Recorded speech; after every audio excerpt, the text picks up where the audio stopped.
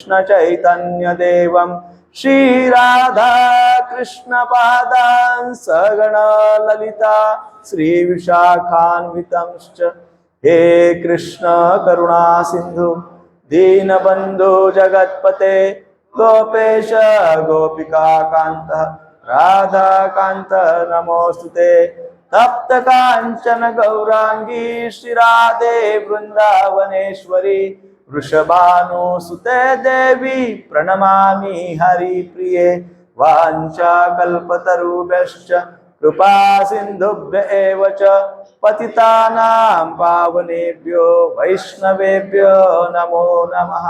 जय श्री कृष्ण चैतन्य प्रभु नित्यानंद श्री अद्वैत गदाधर श्रीवासादि गौर भक्त वृंद हरे कृष्णा कृष्णा कृष्णा हरे हरे हरे राम राम राम हरे हरे हरे कृष्णा कृष्णा कृष्णा हरे हरे हरे राम राम राम हरे हरे हरे कृष्णा कृष्णा कृष्णा हरे हरे हरे राम राम राम हरे हरे। श्रील प्रभुपाद की जय।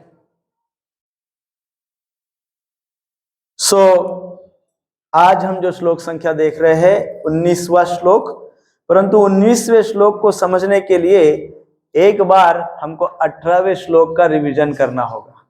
और मुझे पूरा विश्वास है, क्या विश्वास है, कि आप 18वां श्लोक भूल चुके होंगे।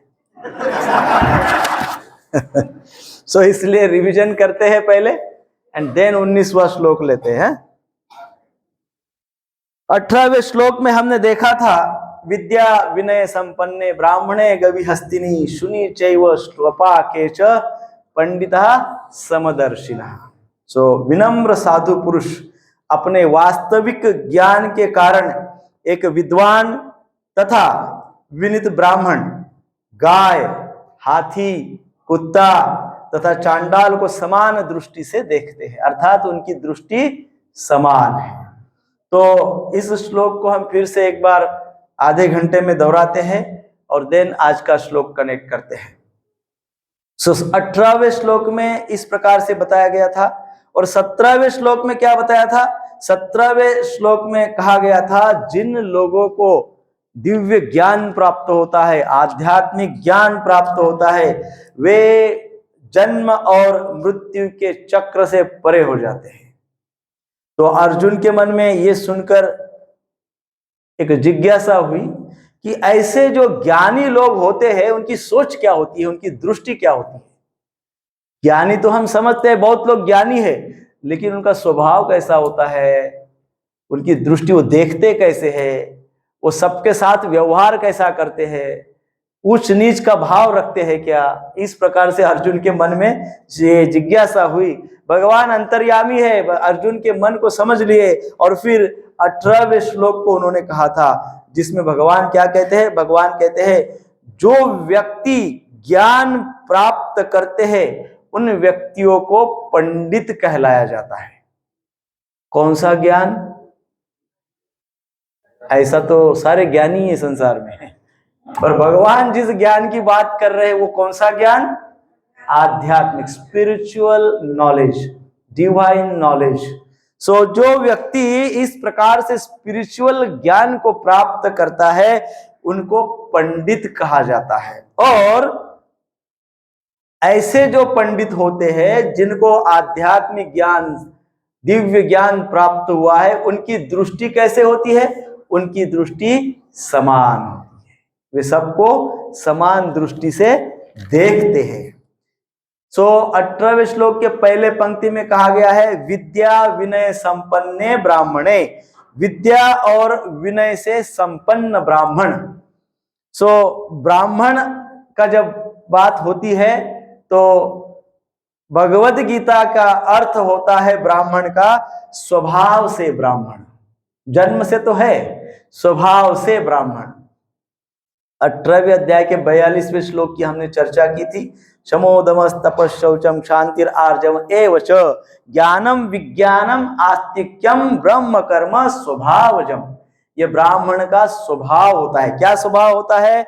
वो शांति प्रिय होते हैं, आत्म संयम होते हैं, तपस्वी होते हैं, पवित्र, सहिष्णु, सत्यनिष्ठ, ज्ञान विज्ञान और धार्मिकता में प्रवीण होते हैं। और इस प्रकार से ये सब उनका स्वभाव होता है। इसकी हमने पूर्व में चर्चा की थी। तो जो फर्स्ट हमने चर्चा की थी, ब्राह्मणत्व का फर्स्ट लेवल क्या है? ब्राह्मणत्व का फर्स्ट लेवल है तपस्या। उनको तप करना उनका स्वभाव होता है, first level. Then higher level, second level of Brahmin क्या होती है? विद्या। वो तप अधिक विद्या। वो क्या करते हैं? अध्ययन करते हैं, स्टडी करते हैं, शास्त्र का पठन पाठन अध्ययन करते हैं। सो तप अधिक विद्या, सेकंड लेवल ब्राह्मण की next level. Then top most level ब्राह्मणत्व का, ब्राह्मण का पूर्णत्व तीसरी लेवल। उसमें क्या क्या होता है इस श्लोक में बताया गया है? तप, विद्या और विनय, अर्थात विनम्रता। तप, विद्या और विनम्रता जिस ब्राह्मण के पास है, उस ब्राह्मण को क्या कहा गया है? पूर्णत्व। उस ब्राह्मणत्व का पूर्णत्व। तो इस प्रकार से भगवान ने इस श्लोक में हमको बताया था। तो इसकी चर्चा हमने पूर्व में की है। जैसे उदाहरण कुछ दिया था, दुर्वासा मुनि का उदाहरण। दुर्वासा मुनि के पास तपस्या भी है और विद्या भी है, परंतु क्या नहीं है? हाँ, कैसे नहीं है? उदाहरण, अम्बरीश महाराज को, जब अम्बरीश महाराज उनके साथ बैठे नहीं केवल प्रसाद के लिए, कुछ कारण था, क्योंकि उनको एकादशी का पारण करना था। वो निर्जल एकादशी करते हैं और वो उनके समक्ष उनके साथ केवल प्रसाद पाने के लिए एक साथ नहीं बैठे। उनको क्रोध आ गया और उन्होंने क्या किया? बड़े ही क्रोधित होकर कृत्या को आमंत्रित किया दुर्वासा ने अम्बरीश महाराज को मारने के लिए। इतने से बात पे इतना बड़ा क्रोध हो गया। सो कभी कभी हमारे पास तपस्या होती है, हार्ड वर्क होता है, बहुत हार्ड वर्क करते हैं, बहुत मेहनत करते हैं। हमारे पास ज्ञान भी होता है, बहुत कुछ हम प्राप्त कर लेते हैं और हम अपने आप को सक्सेसफुल समझते हैं। यहीं तक हम रह जाते हैं और सक्सेसफुल समझते हैं, परंतु रियल सक्सेस किसमें है? तप अधिक ज्ञान अधिक विनम्रता, ग्रैटिट्यूड, ह्यूमिलिटी। सो ये होना बहुत आवश्यक है। यदि तप और ज्ञान के साथ विनम्रता नहीं है, तप और ज्ञान के साथ विनय नहीं है, तो जीवन के किसी भी मोड़ पे दोनों खत्म हो जाएंगे। कोई भी क्षण ऐसा जीवन में आएगा कि हम महाअज्ञानी बन जाएंगे, ज्ञान समाप्त हो जाएगा, ज्ञान नष्ट हो जाएगा, है ना। और तप तो डेफिनेटली आज के युग में तप के जो तपस्वी, जो तपस्या करते, जो हार्ड वर्क करते हैं, वो जीवन भर नहीं कर सकते।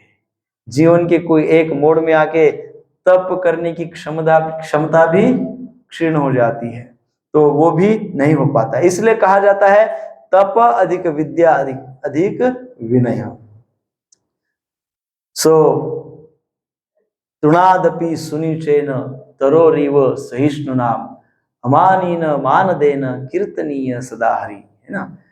कहा गया है तृणादपि सुनिचेन। इसकी चर्चा हमने पूर्व में की। तृणादपि अर्थात तृण के जैसा। तृण कैसा? तृण हमेशा नित्य झुका हुआ रहता है ना। तृणादपि सुनिचेन तरोरिव सहिष्णुनाम, वृक्ष के समान, तरु के समान सहिष्णु होना चाहिए। और अमानी न मान देना, अपने मान सम्मान की इच्छा न करते हुए दूसरों का मान सम्मान करते हैं। अमानी न मान देना, कीर्तनीय सदा हरि, हमारे जीवा पे नित्य भगवान का नाम है।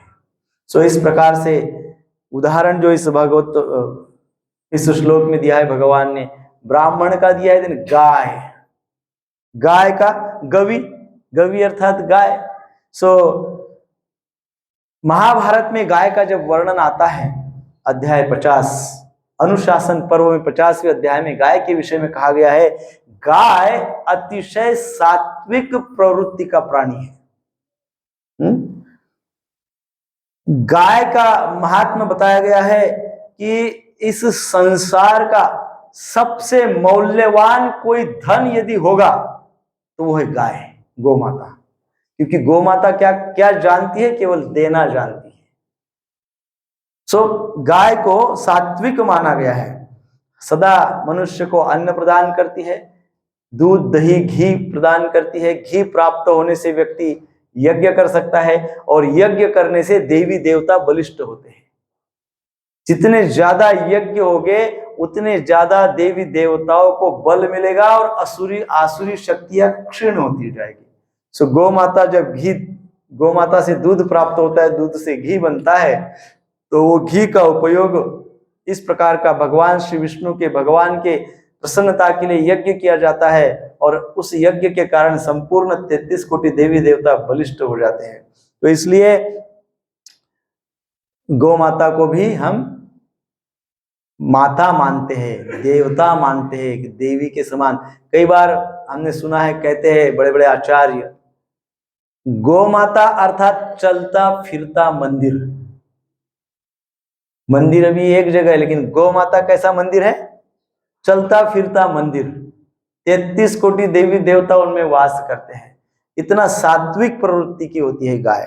तो इस श्लोक में कहा गया है, जो विद्वान होते हैं, पंडित होते हैं, वो एक प्रकांड पंडित जो ब्राह्मण है उनको भी समान दृष्टि से देखता है। उसी दृष्टि से वो गाय को भी देखता है, उसी दृष्टि से हाथी को भी देखता है, उसी दृष्टि से कुत्ते को भी देखता है, उसी दृष्टि से चांडाल को भी देखता है। सबकी ओर देखने की दृष्टि कैसी है? समान है।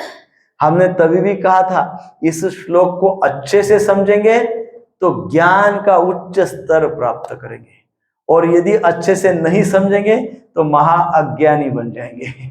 दो ही पॉसिबिलिटी है इसमें, इस श्लोक को समझने में। जब दूसरा विपरीत भाग, विपरीत अर्थ इसका समझा जाता है तो पूरे संसार में कलह होता है, और सही अर्थ इस श्लोक का समझा जाता है तो पूरे संसार में शांति प्रस्थापित होती है। इस श्लोक को समझे कि दूसरा उदाहरण दिया है हाथी का। हाथी जैसे आजकल इस समय, आज के वर्तमान समय में लोग बड़े बड़े महंगी कार में आते हैं, घूमते हैं, बड़े प्रतिष्ठित लोग। उस समय प्रतिष्ठित लोग हाथी पे घूमते थे।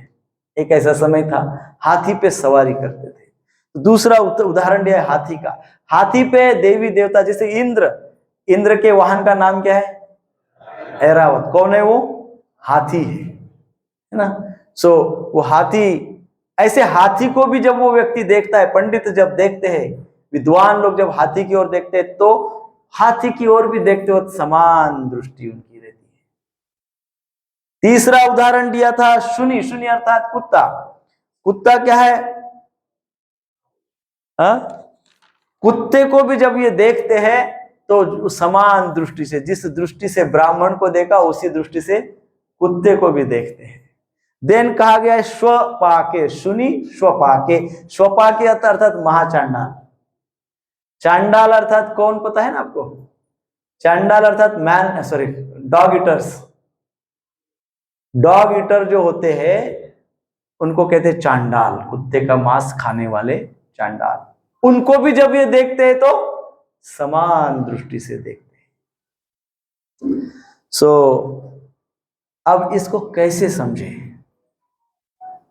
इनको कैसे समझे, इन तीनों एग्जाम्पल्स को? जैसा हमने पिछले समय कहा था, अभी मीरा रोड में आपने कितने हाथी देखे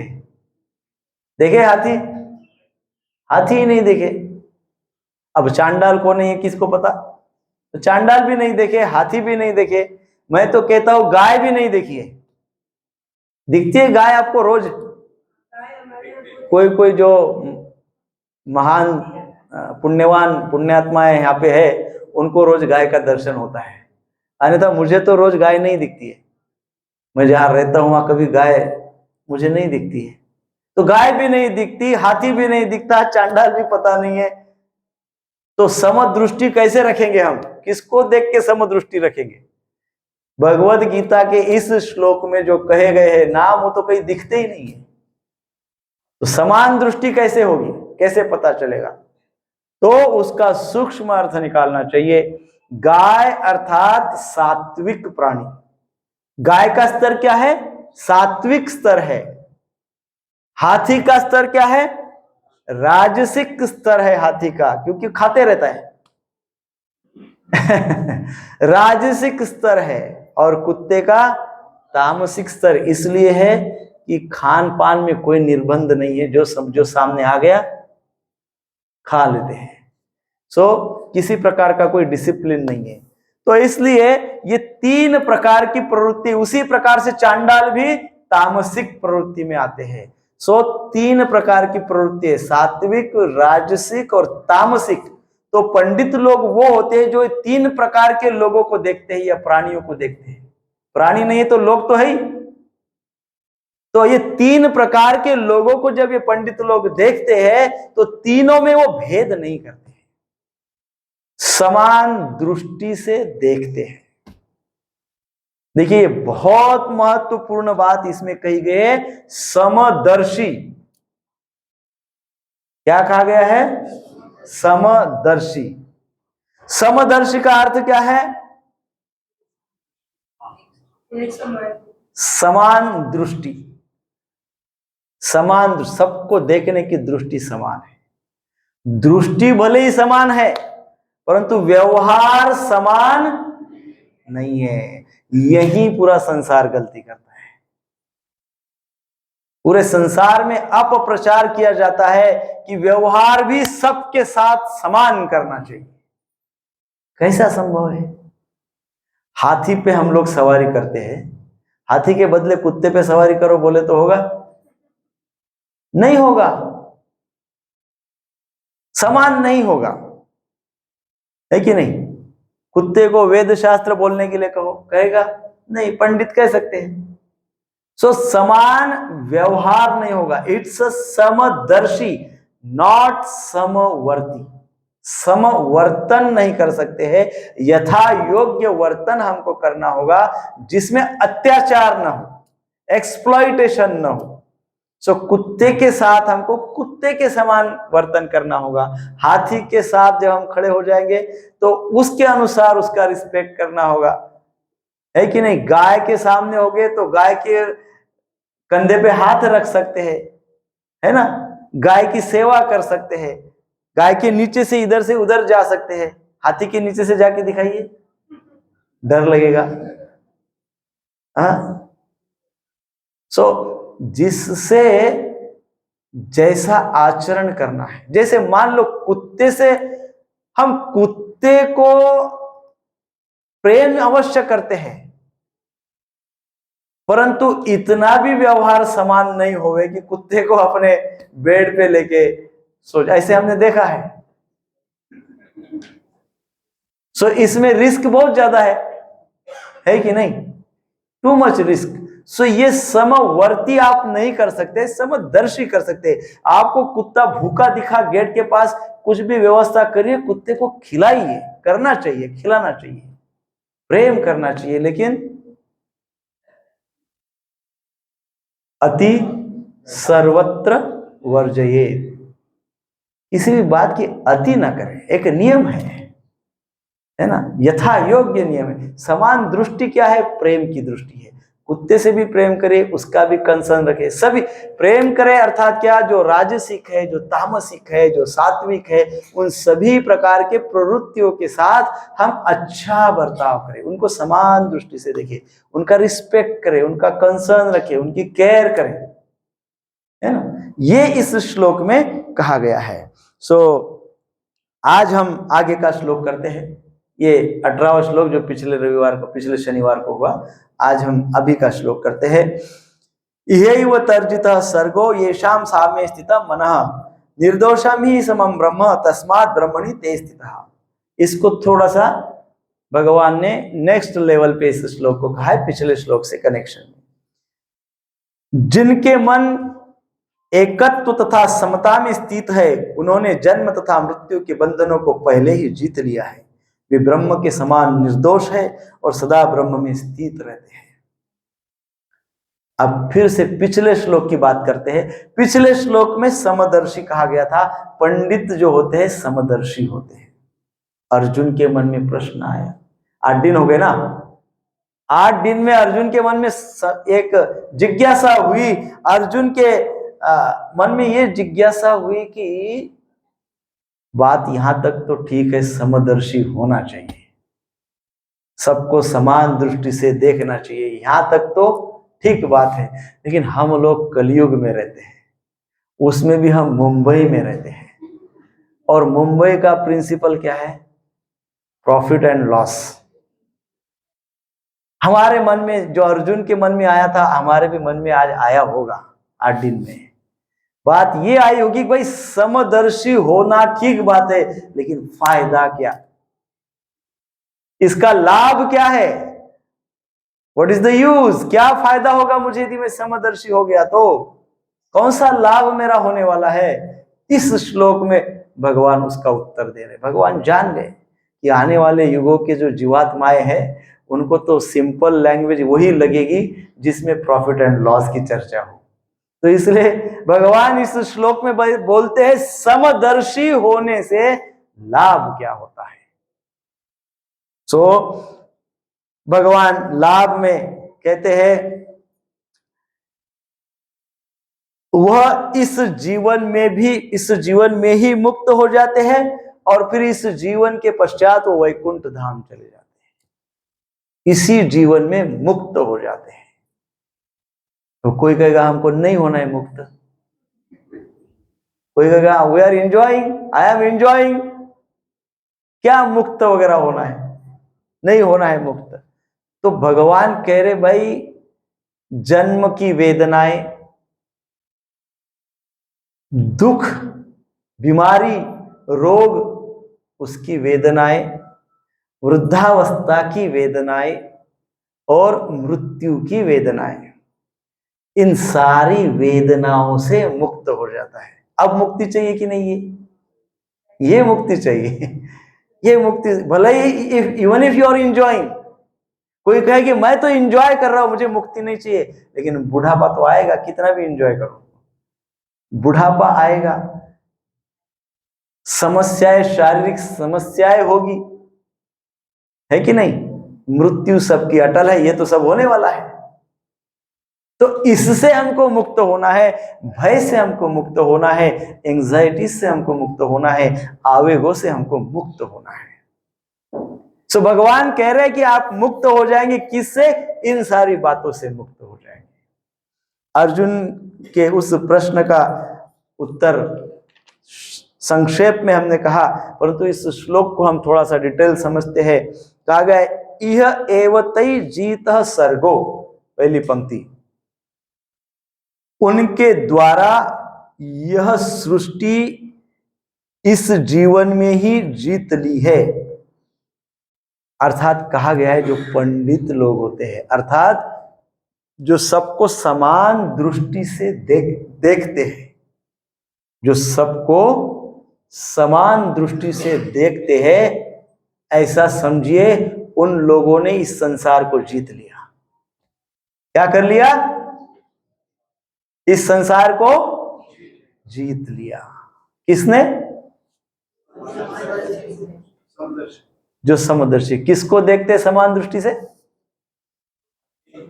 जस्ट चेकिंग, सुन रहे कि सो रहे, इसलिए मैं पूछ रहा हूं। सबको, यस, वेरी गुड आंसर। सबको समान दृष्टि से देखते हैं, ऐसा शास्त्र कहता है। उन्होंने संसार जीत लिया। क्या कर लिया? संसार जीत लिया। किसने संसार जीत लिया? जो समान दृष्टि से देखता है, अर्थात जिसका मन समता में स्थित है। समता अर्थात इक्वालिटी।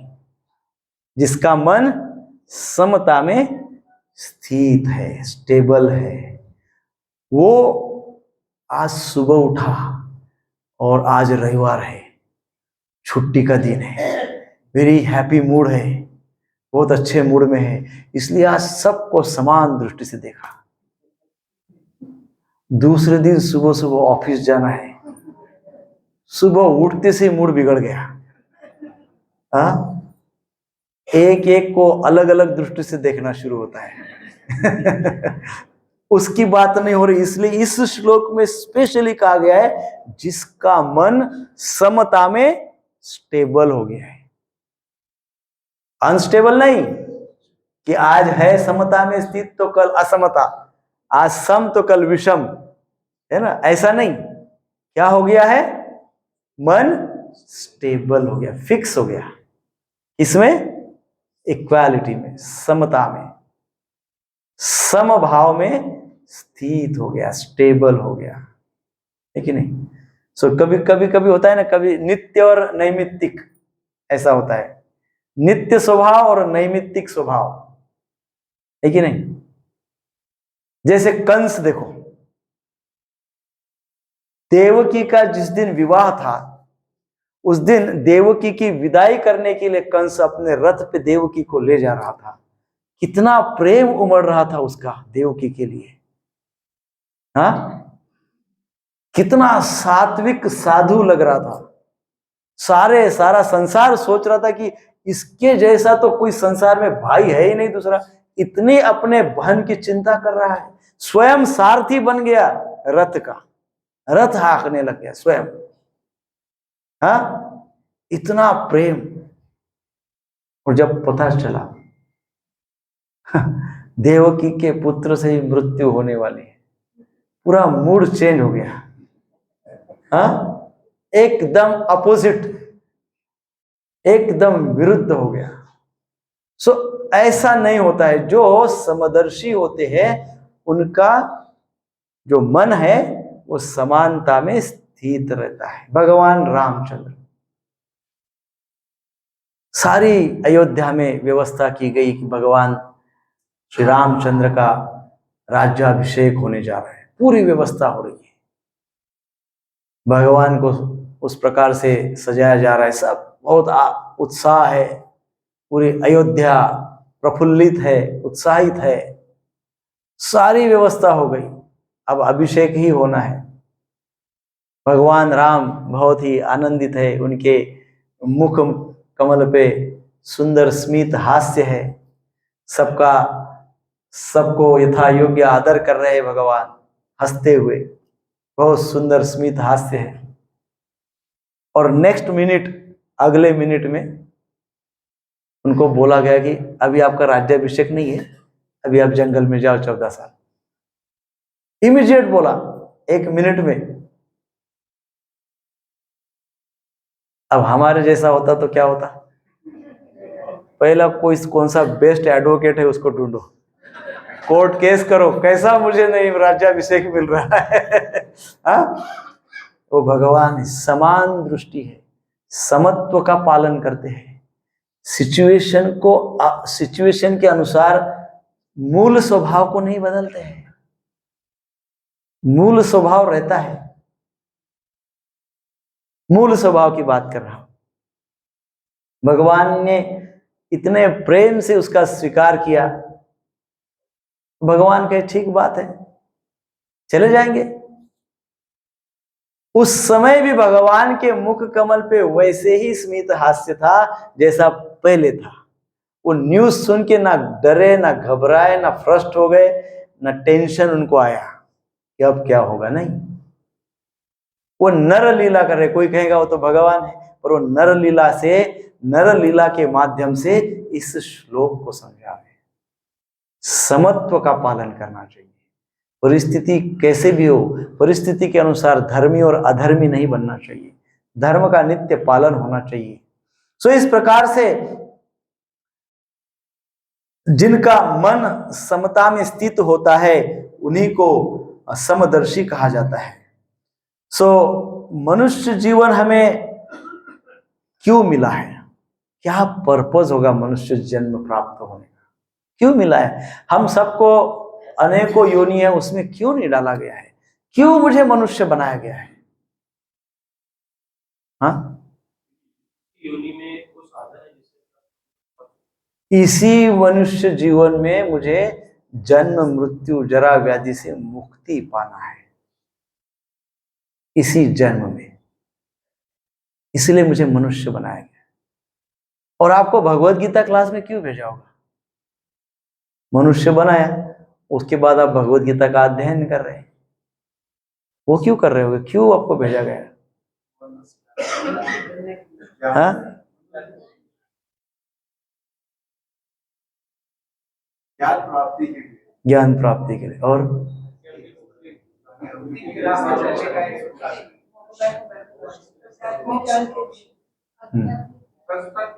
सत्संग के लिए। सब उत्तर एकदम बरोबर है। एक सबसे बढ़िया उत्तर है, भगवत गीता के क्लास में इसलिए भेजा कि जन्म मृत्यु जरा व्याधि ये सारे बंधन है, इससे मुक्ति मनुष्य जीवन में तो होती है। तो आप ऐसा न सोचे कि मनुष्य जीवन तो भी बहुत लंबा पड़ा है, देखेंगे बाद में 25-50 साल बाद, है ना। तो भगवत गीता में आप इसलिए प्रेरित हो गए कि आपको अभी से ही ये दुख और दर्द से मुक्त होना है, एंजाइटी से मुक्त होना है, आवेगों से मुक्त होना है कि नहीं? ये जो हमारा मन दुखी हो जाता है, सुखी हो जाता है, दुखी हो जाता है, सुखी हो जाता है, दुखी हो जाता है, उसको स्टेबलाइज करना है अर्लीस्ट पॉसिबल, जितने जल्दी हो सके उतने जल्दी। तो हजारों करोड़ों लोग आए, अभी जन्माष्टमी पे 1 लाख लोग आ गए होंगे मंदिर में 2 दिन में। उसमें से कितने लोग आए भगवत गीता क्लास में? भगवान का जन्म मनाने तो 1 लाख लोग आ गए, भगवान के इंस्ट्रक्शन को सुनने के लिए आप लोग ही आ गए 100 लोग, है कि नहीं? लगभग। That is the difference. So आपको ही जागृति हुई, आपको ही जिज्ञासा हुई, आपको ही प्रकांड इच्छा हुई, इसका पर्पस भी है जो भगवान को पता है। हरे कृष्णा कृष्णा कृष्णा हरे हरे, हरे राम राम हरे। इस श्लोक में यह एव तैजितः सर्ग, सर्ग ये शब्द का उपयोग किया गया है।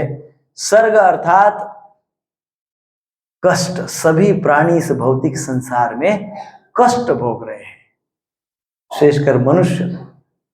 सभी को किसी ना किसी प्रकार की एंजाइटी है, आवेग है, उद्वेग है। सो समहाउ सभी का मन कम अधिक मात्रा में अस्थिर है, सभी का। सो कुछ ऐसे संत महात्मा हो गए जिनका नहीं है, जिनके कारण संसार में इक्विलिब्रियम मेंटेन है। जिस दिन ये इक्विलिब्रियम खत्म हो जाएगा, इम्बैलेंस हो जाएगा, उस दिन विध्वंस हो जाएगा। परंतु विध्वंस हो नहीं रहा, इसका अर्थ क्या है? इक्विलिब्रियम है, बैलेंस्ड है। बैलेंस्ड क्यों है? क्योंकि कोई तो हो गए जिनका मन समता में, समत्व में स्थित है, जो संसार को बैलेंस कर रहे हैं। तो हमको जो बैलेंस कर रहे हैं उनकी पार्टी में जाना चाहिए, नहीं? हरे कृष्णा कृष्णा कृष्णा हरे हरे, हरे राम राम राम हरे। चलो प्रभुपाद जी तात्पर्य में क्या कहते हैं? प्रभुपाद जी तात्पर्य में लिखते हैं, मानसिक समता आत्म साक्षात्कार का लक्षण है।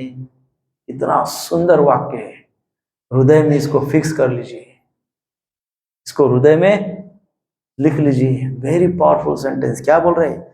मानसिक समता आत्म साक्षात्कार का लक्षण है। Mental stability is a symptom of self realisation, है ना। मानसिक स्तर पे कोई स्टेबल है, स्थिर है, इसका अर्थ क्या है? इसका अर्थ है इस व्यक्ति को आत्म साक्षात्कार हो रहा है, हुआ है, इसको भगवत साक्षात्कार भी हुआ है। इतना पावर। और मानसिक स्थिरता नहीं है तो उसका अर्थ क्या होगा फिर?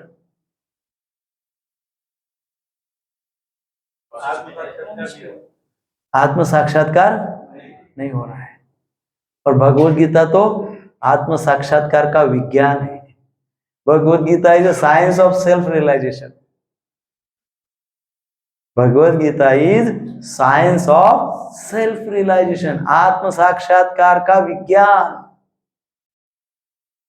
और वास्तव में जब हम भगवत गीता समझते हैं तो मन स्थिर हो जाता है, मन की स्थिरता हम प्राप्त करते हैं और इस प्रकार से हमारा आत्म साक्षात्कार हमको हो जाता है। जब व्यक्ति को आत्म साक्षात्कार होता है उस व्यक्ति को भगवत साक्षात्कार भी हो जाता है। भगवान के दृष्टांत उसको प्राप्त होते, भगवान के दर्शन उसको होते, भगवान का साक्षात्कार उसको प्राप्त होता है। आगे प्रभुपाद जी कहते हैं, जिन्होंने ऐसी स्थिति प्राप्त कर ली है उन्हें भौतिक बंधनों पर, विशेषतः जन्म तथा मृत्यु पर विजय प्राप्त किए हुए मानना चाहिए। इतनी बड़ी बात, जिसने मन को स्थिर कर लिया और उस अवस्था में फिक्स कर दिया, समझ लीजिए उसने जन्म मृत्यु पे विजय प्राप्त कर लिया। इतनी बड़ी अचीवमेंट है। अब आप कहेंगे प्रभु जी बातें ही बातें करते जा रहे हो, मन को स्थिर कैसे करना ये बताओ। है कि नहीं? इसकी चर्चा तो हमने पिछले 4-5 श्लोक में कई बार की है मन के ऊपर। फिर भी ये फ्लो, ये डिस्कशन है, ये डायलॉग अर्थात संभाषण, दो व्यक्तियों के बीच में संभाषण है। भगवान और भगवान के भक्त, भगवान कृष्ण और अर्जुन दोनों के बीच में संभाषण है। प्रश्न उत्तर, एक फ्लो में चर्चा हो रही है, फ्लो चार्ट। तो जब ये बातें भगवान बता रहे हैं तो भगवान निश्चित आगे की बात यही करने वाले हैं। कौन सी? मन को स्थिर कैसे किया जाए। अध्याय 6 चैप्टर, 6वें अध्याय में भगवान एक से बढ़कर एक ऑप्शन बताएंगे हमको, कैसे मन को स्थिर किया जा सकता है। अध्याय 6। तो इसलिए आज के बाद कोई एब्सेंट नहीं रहना जब तक कम से कम 6वां अध्याय नहीं होता। और 6वें अध्याय के आप पूर्ण होने के बाद उसके ऊपर का हायर सीक्रेट 7वां अध्याय, उसका हायर सीक्रेट 8वां अध्याय, करते करते करते टॉप मोस्ट सीक्रेट 18वां अध्याय। तो 18वें अध्याय तक कंटिन्यू करना है भगवत गीता। इस प्रकार से प्रभुपाद जी बहुत सुंदर समझा रहे हैं, जब हम आत्म साक्षात्कार यदि हमको प्राप्त करना है तो हमको पहले मन को स्थिर करना होगा। जिसने मन को स्थिर कर लिया उसको आत्म साक्षात्कार प्राप्त हुआ। यह एव, जो शब्द कहा गया है, यह एव अर्थात इस संसार को अभी इसी समय, इसी वर्तमान समय में इस संसार को जीत सकते हैं। ऐसा कदापि न सोचे कि हम जीवन का जो लास्ट पार्ट होगा उस लास्ट पार्ट में संसार को जीतेंगे। नहीं, संसार को कभी भी, आज भी जीत सकते हैं, कल भी, एनी पॉइंट ऑफ टाइम संसार को जीत सकते हैं। संसार को जीत सकते हैं का अर्थ क्या है? जन्म मृत्यु को परे हो सकते हैं। जन्म मृत्यु के परे हो सकते का अर्थ क्या है? मन को स्थिर करना। मन को कभी भी स्थिर कर सकते हैं, अभी कर सकते हैं, घर पे जाते जाते कर सकते हैं, घर पे पहुंचने के बाद कर सकते हैं, कल कर सकते हैं। प्रसाद वगैरह, कल एकादशी है, सोच के एकादशी के दिन से मैं स्थिर हो जाता हूँ, ठीक है, कल से एकादशी से स्थिर हो सकते हैं, एक आध महीने में स्थिर हो सकते हैं, एक आध साल में स्थिर हो सकते, चाहो तो 50 साल में स्थिर हो सकते हैं, नहीं चाहो तो 10 जन्म में भी स्थिर नहीं हो सकते। नहीं चाहो तो व्हाट मैटर्स इज सिंसियरिटी, प्रामाणिक प्रयास से सब कुछ संभव है। इसलिए इस शब्द आया है, पहला ही शब्द यह एव, अर्थात क्या? वर्तमान में ही, अभी इसी समय हम मन को स्थिर करके आत्म साक्षात्कार प्राप्त कर सकते हैं।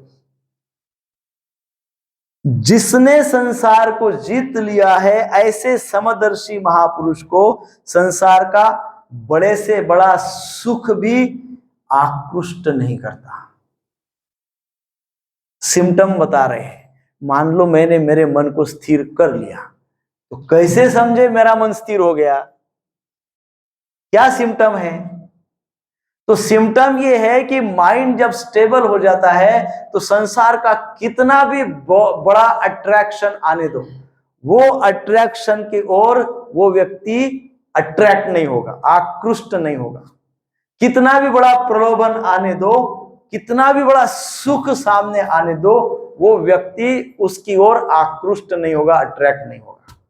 वो अपने मन को स्थिर करके रखेगा, जो गोल उसने सेट किया है उसी को वो देखेगा, डेविएट नहीं होगा, किसी भी प्रकार के प्रलोभन से वो डेविएट नहीं होगा, और किसी भी प्रकार के कितने भी बड़े दुख से वो विचलित नहीं होगा। कितना भी बढ़िया सुख हो उसकी ओर आकृष्ट नहीं होगा, और कितना भी बड़ा भयंकर दुख हो उससे वो विचलित नहीं होगा, है कि नहीं? अब कई लोग हमने देखे भक्तों में, कोरोना आया था, कोरोना के समय वो विचलित नहीं हुए, भयभीत नहीं हुए, और कई लोग भयभीत हो गए। वो भय भी नहीं होना चाहिए, और कभी ऐसी कुछ जीवन में परिस्थितियां उत्पन्न हो जाती है, भगवान की कृपा हो जाती है, बहुत धन प्राप्त होता है, सारे भौतिक गोल सेट हो जाते हैं, अचीव हो जाते हैं, व्यक्ति बड़ा सुखी, धनी, ऐश्वर्य संपन्न बन जाता है, फिर उसको एक एक सुख अट्रैक्ट करता है ना? वो सुखों की ओर आकृष्ट होते जाता है, होते जाता है, होते जाता है, होते जाता है, फिर उसकी दृष्टि समान नहीं रहती। क्यों दृष्टि समान नहीं रहती है? क्योंकि लोभ आ जाता है, लोभ बढ़ते जाता है। जब लोभ बढ़ते जाता है, बढ़ते जाता है, बढ़ते जाता है, तो लोभी व्यक्ति स्वार्थी हो जाता है। ऐसे कनेक्शन है। इसलिए कहा गया है सुख मिलने पे व्यक्ति बहुत ज्यादा सुखों की ओर आकृष्ट होने लगता है, और दुख मिलने पे व्यक्ति बहुत ज्यादा डिस्टर्ब हो जाता है, विचलित हो जाता है। दोनों केस में प्रॉब्लम्स है, लेकिन यदि हमारा मन स्थिर हो गया, इफ माइंड इज स्टेबल, तो दोनों परिस्थिति में व्यक्ति समदर्शी रहेगा, समान दृष्टि से दोनों को देखेगा। जैसे हमने भगवान राम का उदाहरण लिया, श्रील प्रभुपाद जी का उदाहरण है। प्रभुपाद जी एक बार अमेरिका में थे और भगवान के लिए भोग बना रहे थे प्रभुपाद जी। तो कुछ पत्रकार आए, उस समय वियतनाम वार शुरू हो गया था। कौन सा वार? वियतनाम वार, भयंकर युद्ध शुरू हुआ था। उस समय प्रभुपाद जी ने अमेरिका में हरे कृष्ण का बहुत प्रचार प्रसार किया था, गांव गांव में प्रचार हुआ था, पूरे अमेरिका में प्रसिद्ध हो गए थे प्रभुपाद जी। तो सारे पत्रकार सोच रहे थे इतना भयंकर युद्ध हो रहा है और ये स्वामी जी है, इनका इंटरव्यू लेते हैं। तो पत्रकार प्रभुपाद जी को मिलने गए और प्रभुपाद जी को पूछने लगे, ये जो युद्ध हो रहा है इतना भयंकर, वियतनाम वार हो रहा है, आप क्या सोचते हैं? प्रभुपाद जी उसकी ओर देखने लगे, हम क्या सोचेंगे? हरे कृष्णा कृष्णा कृष्णा हरे हरे, हरे राम राम राम हरे। बोले युद्ध होने की संभावना है, युद्ध हो जाएगा, तो आप क्या करोगे? भयंकर यदि युद्ध हो गया और सब अमेरिकन सोल्जर्स और सब अमेरिका पे आक्रमण हो गया, तब आप क्या करोगे? क्या सोचोगे? क्या करोगे? तो पाल जी बोले तब भी हम हरे कृष्णा कृष्णा कृष्णा हरे हरे, हरे राम राम राम हरे। बोले वियतनाम में अमेरिका पे न्यूक्लियर बॉम्ब डाल दिया, तब आप क्या करोगे? हरे कृष्णा कृष्णा कृष्णा हरे हरे, हरे राम राम राम हरे। हम तो यही करते रहेंगे।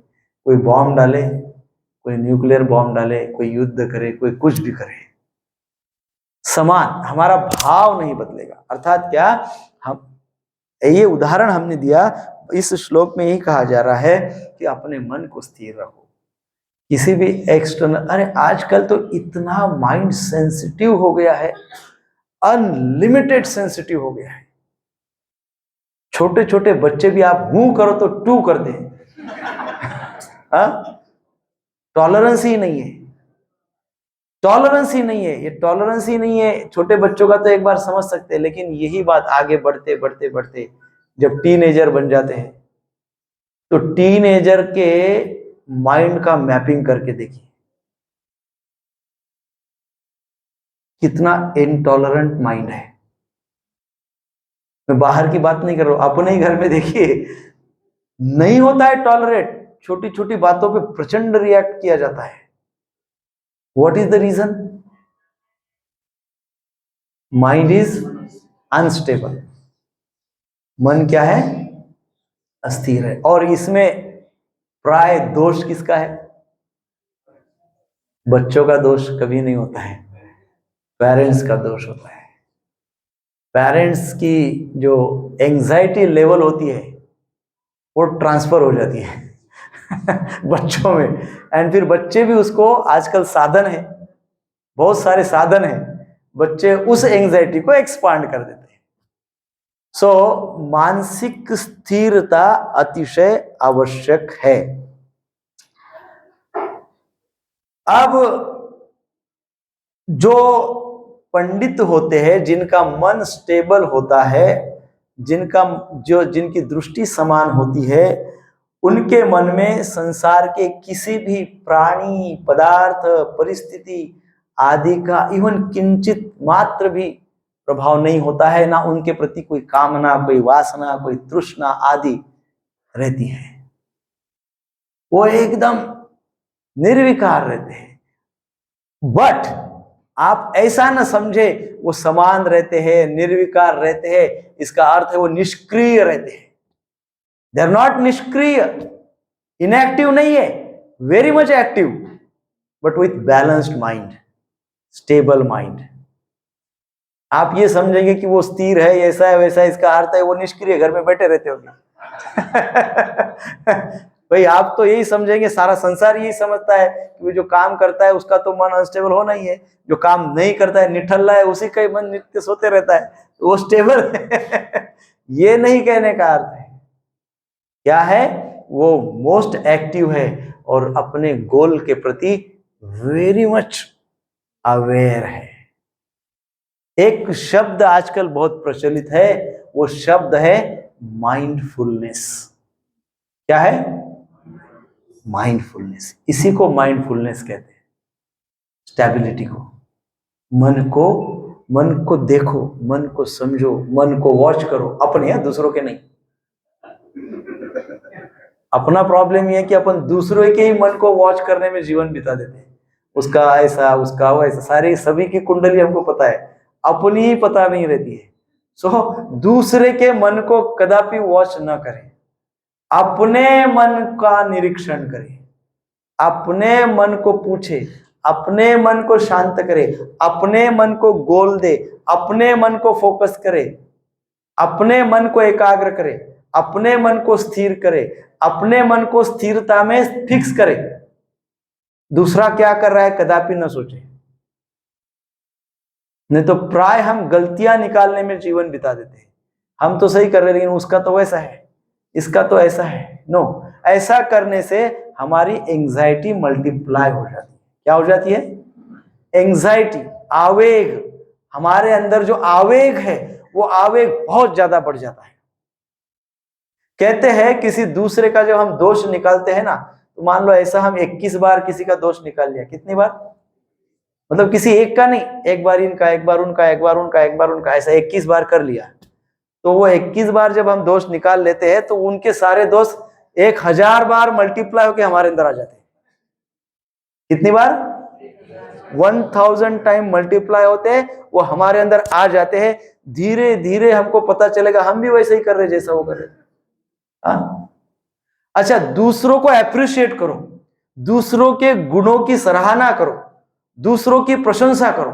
ऐसे मान लो आपने 21 लोगों 21 बार किया, तो उनके जो सद्गुण हैं, उनके जो अच्छे गुण हैं, वो हमारे अंदर केवल 10 टाइम्स आते हैं।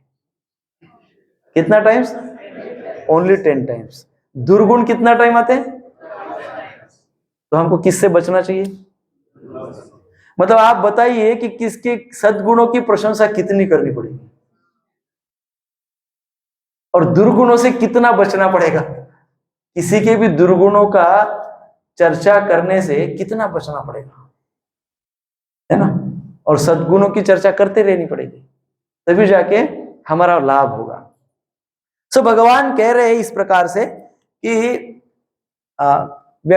उस व्यक्ति को ये लाभ होता है स्थिर होने का कि वो साक्षात्कार को प्राप्त कर सकता है। हम ये जानते हैं कि जो समदर्शी होता है उसको अनुकूलता और प्रतिकूलता का भी ज्ञान होता है कि क्या प्रतिकूल है, क्या फेवरेबल है, क्या इनफेवरेबल है, ये भी पता होता है। ऐसा नहीं है कि भाई वो व्यक्ति स्टेबल है, वो समदर्शी है। क्यों समदर्शी है? अरे उसको पता ही नहीं है अच्छा क्या और गलत क्या है। ऐसा नहीं, ऐसे लोग समझते हैं ना, मिसअंडरस्टैंडिंग। भाई कोई व्यक्ति मान लो स्टेबल माइंड वाला है, समदर्शी है, दुख और सुख में समदर्शी है, तो कोई आके उसको गलत समझ लेगा, मिसअंडरस्टैंडिंग हो जाएगी उसकी। वो क्या समझेगा? अरे इसको सुख और दुख ही पता नहीं है तो समदर्शी क्या होगा? ये तो ऐसे ही समदर्शी होगा क्योंकि इसको तो सुख और दुख पता ही नहीं है। परंतु कहा गया है, प्रभुपाद जी भी इसको एक्सप्लेन करते हैं, अनुकूलता और प्रतिकूलताओं का इन समदर्शी व्यक्तियों को ज्ञान होता है। क्या फेवरेबल है, क्या इनफेवरेबल है, उनको ज्ञान होता है और उसके अनुसार यथोचित चेष्टा भी वो करते हैं, वो एफर्ट्स भी करते हैं, अनुसार यथा योग्य वो प्रयास भी करते हैं। ये सब करते हैं, वो रैशनल होते हैं। वो क्या फेवरेबल है क्या इनफेवरेबल है जानते हैं, उसको यथा स्थिति वो चेष्टा भी करते हैं और समान दृष्टि भी रखते हैं और माइंड स्टेबल रखते हैं। तो ये कहना कि उनको अनुकूलता और प्रतिकूलता पता ही नहीं चलती गलत होगा। उनको अनुकूलता और प्रतिकूलता पता है, परंतु इसका परिणाम वो अपने अंतःकरण पे होने नहीं देते। मुझे पता है मेरे लिए क्या फेवरेबल है और क्या इनफेवरेबल है, मुझे पता है कि ये खराब है ये अच्छा है, लेकिन मैं समदर्शी हूं, मैं जानता हूं कि क्या सही है क्या गलत है, लेकिन दृष्टि मेरी समान है। इसका अर्थ क्या है? इसका अर्थ यह है कि ये जो भी कुछ बातें हैं, ये जो भी कुछ इन बातों से उत्पन्न इन आवेग उत्पन्न होते हैं, उन आवेगों का प्रभाव मैं अपने अंतःकरण पे, अपने चित्त पे, अपने कॉन्शियसनेस पे होने नहीं देता हूं। अर्थात सिंपली किसी भी प्रकार के दुख और सुख का प्रभाव मैं अपनी चेतना पे, अपनी कॉन्शियसनेस पे होने नहीं देता हूं। कौन किसकी बात कर रहे हैं? जो समदर्शी है, जिसका माइंड स्टेबल है, जिसको आत्म साक्षात्कार होता है। वो क्या करते हैं? किसी भी बाहरी बात को अंदर तक नहीं ले जाते। एकदम व्यवहारिक भाषा में बोल रहा हूं, किसी भी बाहरी बातों को अंदर तक, चेतना के स्तर तक नहीं ले जाते, उसको वहीं छोड़ देते हैं। ठीक है, लेट इट गो। सो जब व्यक्ति इस प्रकार से अनुकूलता प्रतिकूलता सुख दुख से प्रभावित हो जाता है, तो उसके अंदर फिर कामनाएं उत्पन्न होती है। जो प्रभावित होता है उसके अंदर फिर कामनाएं, इच्छाएं उत्पन्न हो जाती है। और जिस व्यक्ति के अंदर इस प्रकार से सुख और दुख के आधार पर इच्छाएं उत्पन्न हो जाती है, वो व्यक्ति पराधीन हो जाता है कि नहीं? वो पराधीन समझते हैं ना, स्लेव बन जाता है, पराधीन हो जाता है। यह पराधीनता कामना पूर्ति होने पे भी होती है और कामना पूर्ति नहीं होने पे भी होती है। यदि मेरी इच्छा है, क्या इच्छा है? BMW यदि मेरी इच्छा है कि मुझे BMW चाहिए, तो अब मेरी वो इच्छा है, अब मैं बहुत प्रयास कर रहा हूं, एंजाइटी, प्रयास, फोकस किस पे? BMW पे। तो I am controlled by BMW, thought of BMW। अब मेरे पूरे पर्सनालिटी पे कौन सा विचार हावी हो गया? अभी मैं पराधीन हो गया, उस विचार के अधीन हो गया मैं। अब मान लो मिल गई, अब मिल गई तो क्या होगा? वो पराधीनता और बढ़ जाएगी। क्या सोचेगा, अरे बहुत ही अच्छा है, और एक चाहिए था, और एक दूसरी गाड़ी चाहिए थी, अब चाहिए। पराधीनता और बढ़ गई, मिल गई तब भी अधीनता बढ़ गई, और नहीं मिली तो दौड़ते रहो, दौड़ते रहो, या फिर दुखी हो जाओ। तो दुख के अधीन हो गया। किसके अधीन हो गया? दुख के अधीन। सो इन शॉर्ट, इस प्रकार से अनुकूलता प्रतिकूलता से प्रभावित होने से कामनाएं उत्पन्न होती है। कामनाएं उत्पन्न होती है तो कामना पूर्ति होने से भी पराधीन हो जाता हूं, और न पूर्ति हुई तब भी पराधीन हो जाता हूं, कंट्रोल्ड हो जाता हूं। और दोनों अवस्था में मेरी दोनों परिस्थिति में मैं पराधीन ही रहता हूं। अर्थात मेरा जीवन पूरा कैसा है? कैसा है प्रभु जी? पराधीन है। पूरा जीवन भर कोई ना कोई तो कामना रहती है। ये 8 दिन में अमुक कामना, दूसरे 8 दिन में तमुक कामना, तीसरे 8 दिन में 10 वर्ष के होते हैं, जन्म होता है, जन्म होते से ही माता पिता सोचते हैं कि अभी इसको ज्ञान प्राप्त होना चाहिए, तो स्कूल में डाल देते हैं। स्कूल में जाता है बच्चा तो सोचता है कि मुझे अभी करियर कराना है, बहुत पढ़ता है, बहुत ज्यादा पढ़ता है, पढ़ते पढ़ते पढ़ते कॉलेज वगैरह कर लेता है, ग्रेजुएशन। उस समय उसका कामना होती है कि मैं बहुत बड़ा मेरिट आ जाऊं, मेरिट जो भी है वो हो जाता है, एजुकेशन हो जाता है, सोचता है मुझे बहुत अच्छा नौकरी मिल जाए, कामना होती है। फिर वो कामना आती है, फिर वो कामना के पीछे अच्छी नौकरी मिल जाती है, बहुत अच्छी नौकरी मिल जाती है। फिर कामना होती है विवाह कर लूं, फिर बोलता है विवाह से संतुष्टि होगी, विवाह कर लेता है। फिर कामना कामना और कामनाएं मल्टीप्लाई होती है। विवाह मतलब एक्सपांशन प्रोग्राम, वो कामनाएं और मल्टीप्लाई हो जाती है। फिर वो कामनाएं मल्टीप्लाई, अरे कामनाओं की पूर्ति ही नहीं हो रही है पूरे जन्म से लेके तो एंड तक। उसको ये समझ में नहीं आता है कि मैं जन्म क्यों लिया मैं आया क्यों इधर एंड तक। इसलिए तो जन्म होते से ही बच्चा क्या क्या क्या पहले ही प्रश्न पूछता है बेचारा, जन्म होते से ही क्या है ये, क्या है।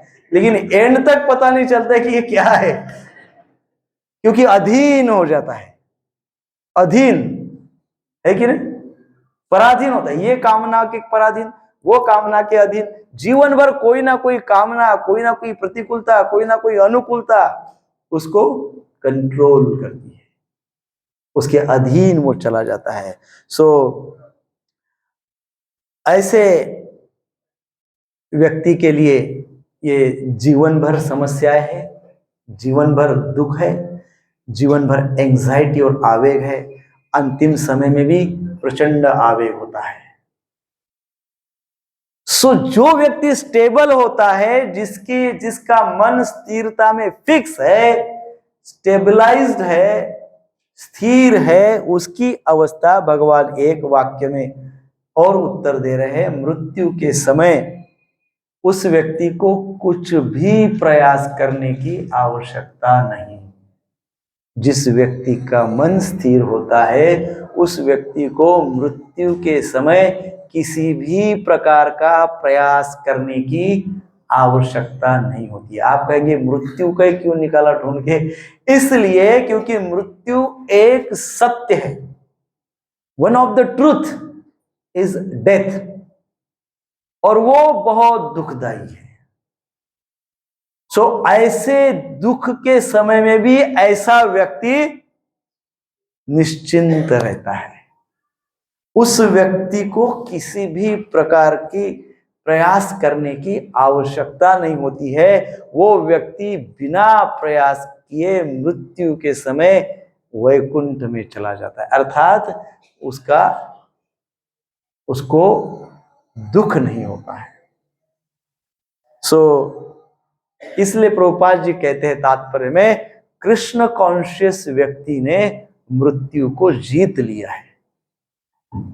इसी को तो कहते हैं ना, मृत्यु को जीत लिया है। तो प्रभुपाद जी कहते हैं जो व्यक्ति कृष्ण कॉन्शियस है, कृष्ण भावना भावित है, जो भगवान के कृष्ण के उपदेशों का पालन करता है,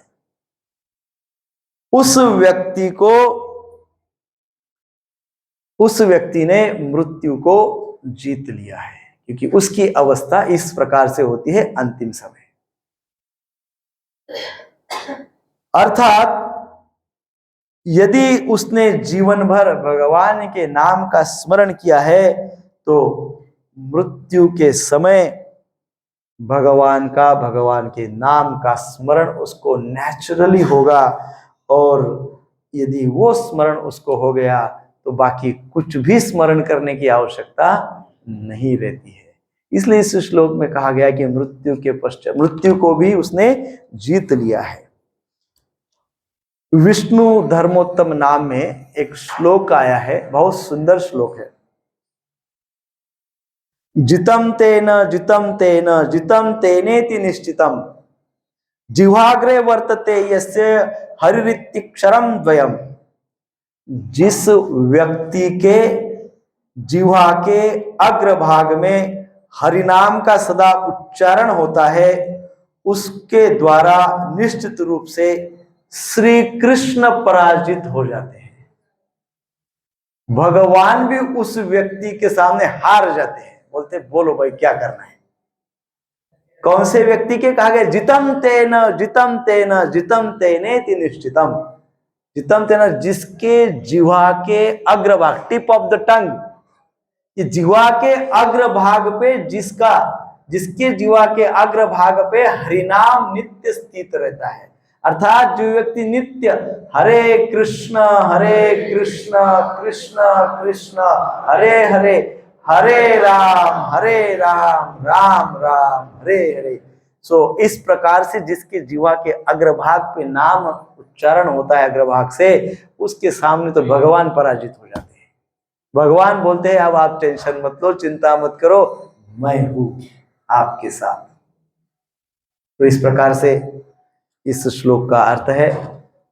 नेक्स्ट शनिवार को हम थोड़ा और इसको समझने का प्रयास करेंगे और नेक्स्ट श्लोक संख्या 20 का चर्चा करने का प्रयास करेंगे। हरे कृष्णा कृष्णा कृष्णा हरे हरे, हरे राम राम राम हरे। श्रील प्रभुपाद की जय। कोई प्रश्न है किसी का? एक प्रश्न पूछ सकते हैं।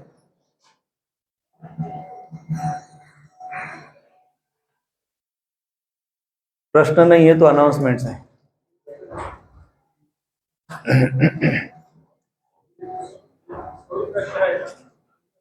हाँ क्या? आप बोलिए,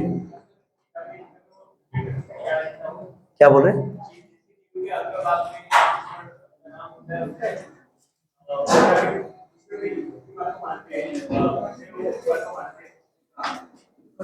जीवन पे